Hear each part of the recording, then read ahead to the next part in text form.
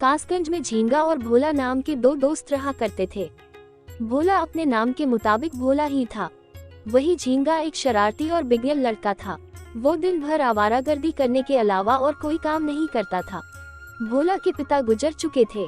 वो अपनी अपाहिज माँ का बहुत ख्याल रखता था। वो दिन भर अपनी छोटी सी जमीन में खेती करके पसीना बहाता था।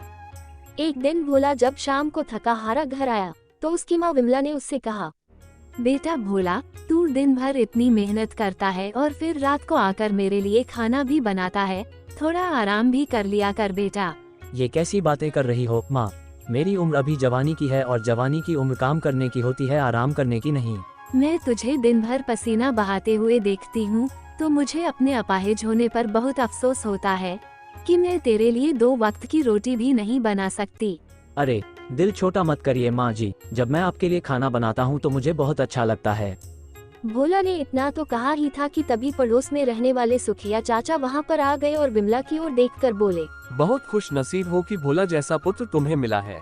एक तुम्हारा पुत्र भोला है जो दिन रात खेतों में काम करके पसीना बहाकर तुम्हारी कितनी सेवा करता है, और वो तुम्हारे लिए खाना भी बनाता है।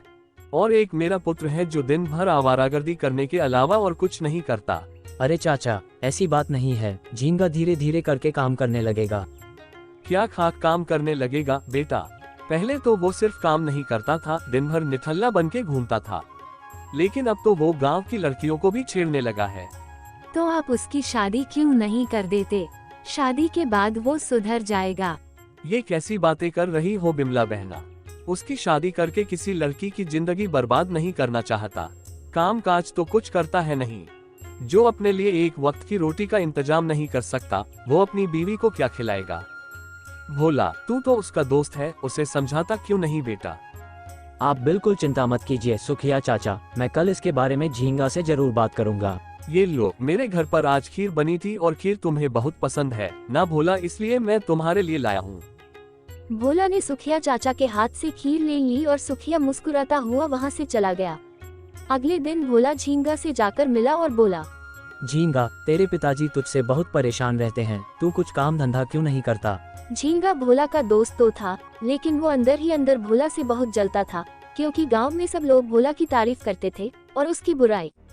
भोला की बात पर झींगा गुस्से से बोला, तो मेरा बाप मेरी शिकायत अब पड़ोसियों के घर भी जाकर करने लगा है।